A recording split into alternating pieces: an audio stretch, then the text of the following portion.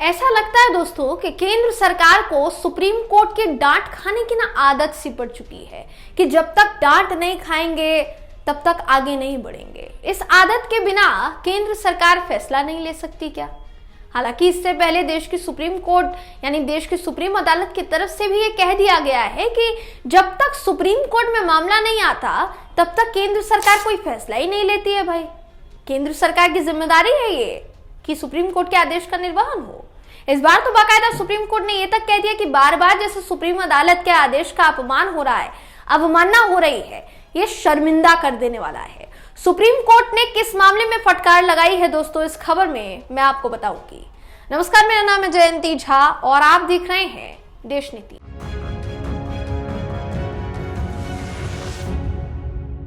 देश नीति, केवल सच्ची और पक्की खबरें। क्या सिख समुदाय से केंद्र सरकार को कोई दिक्कत है या फिर कॉलेजियम सिस्टम पर सुप्रीम कोर्ट के बार बार चेताने के बावजूद केंद्र सरकार ने अपना रुख नहीं बदला है? कॉलेजियम सिस्टम क्या होता है दोस्तों, यह हम आपको कई बार बता चुके हैं, लेकिन आपकी जानकारी के लिए बताना चाहूंगी। कॉलेजियम सिस्टम वरिष्ठ वकीलों को जज की कुर्सी पर नियुक्त करने के लिए केंद्र सरकार को नाम भेजता है और फिर केंद्र सरकार उन नामों पर सहमति जताती है। लेकिन ऐसा कितनी बार हो गया कि कॉलेजियम ने नाम भेजा हो और केंद्र सरकार ने उस पर मुहर ना लगाई हो? इस बार भी कुछ ऐसा ही हुआ है, नया नहीं हुआ है, लेकिन फटकार लगाई गई है सुप्रीम कोर्ट की तरफ से। सुप्रीम कोर्ट ने एक बार फिर से कहा है कि न्यायाधीशों के ट्रांसफर और नियुक्ति के लिए पिक एंड चूज इस दृष्टिकोण से काम करना शर्मिंदा कर देने वाला है और इसी के नतीजे सामने आएंगे। जस्टिस संजय किशन कौल और सुधांशु धूलिया की पीठ है दोस्तों। बेंच पंजाब और हरियाणा हाईकोर्ट के जजों के रूप में नियुक्ति के लिए वकील हरमीत सिंह ग्रेवाल और दीपिंदर सिंह नलवा, इनके नामों को सुझाया था बेंच ने, जिस पर सरकार ने मुहर नहीं लगाई। अब सुप्रीम कोर्ट ने इस पर आपत्ति जताई और कहा कि नामों को मंजूर करने में सरकार विफल रही है। सुप्रीम कोर्ट के कॉलेजियम ने 17 अक्टूबर को सिफारिश की थी दोस्तों। 2 नवंबर को केंद्र सरकार ने बाकी के 3 नामों पर मुहर लगा दी, वकीलों की नियुक्ति को अधिसूचित कर दिया, लेकिन ग्रेवाल और नलवा का जो नाम था उनमें नहीं था। बार एंड बेंच के मुताबिक अगर बात की जाए तो जस्टिस कौल का कहना था कि जिन 2 उम्मीदवारों के नामों को मंजूरी नहीं दी है आपने, वो दोनों ही सिख हैं। ये नौबत क्यों आनी चाहिए? अतीत के मुद्दों को वर्तमान लंबित मुद्दों से न जुड़ने दें।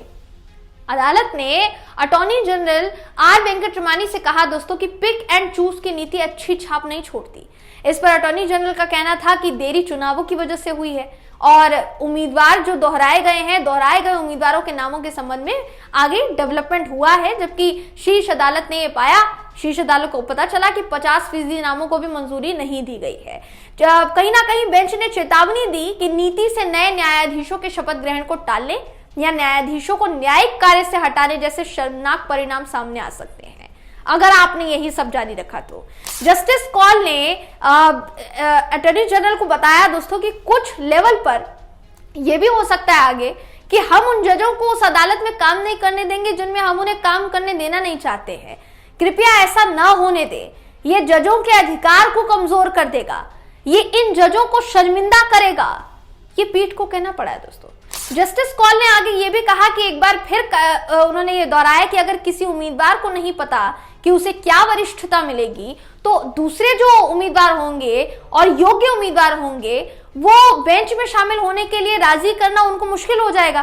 क्योंकि आप सोचिए कि मान लीजिए, फर्ज कीजिए किसी का नाम सुझाया जाता है, बहुत मंथन के बाद और बहुत सारी चीजें देखने के बाद उस वकील का, वरिष्ठ वकील का नाम आगे सुझाया जाता है कि हम पर्टिकुलर कोर्ट में इनको न्यायाधीश के तौर पर देखना चाहते हैं और न्यायाधीश के तौर पर इनकी नियुक्ति होनी चाहिए। किसी का ट्रांसफर करना है तो कॉलेजियम सिस्टम देखता है, कॉलेजियम सिस्टम ये भी देखता है कि किसकी नियुक्ति किस हाई कोर्ट में होगी, आगे जाकर कौन किस हाई कोर्ट का चीफ जस्टिस बनेगा। तो ये सारी चीजें कॉलेजियम सिस्टम में देखी जाती है दोस्तों।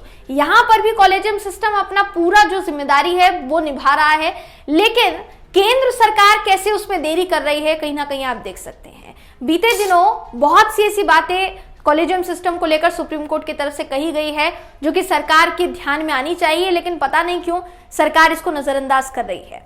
सरकार को कई बार सुप्रीम कोर्ट कॉलेजियम की तरफ से कहा गया है कि जजों की नियुक्ति के लिए जो नामों की सिफारिश की जाती है वो बहुत सोच समझकर की जाती है, मगर अगर आप उसमें से पिक एंड चूज की नीति अपनाएंगे कि हम इनको नियुक्त करेंगे, हम इनको नियुक्त करेंगे और बाकी के 2 को छोड़ देंगे, तो कहीं ना कहीं ये उनकी योग्यता पर सवाल उठाएगा, ये उनके मनोबल को तोड़ेगा, ये उनको डिमोटिवेट करेगा।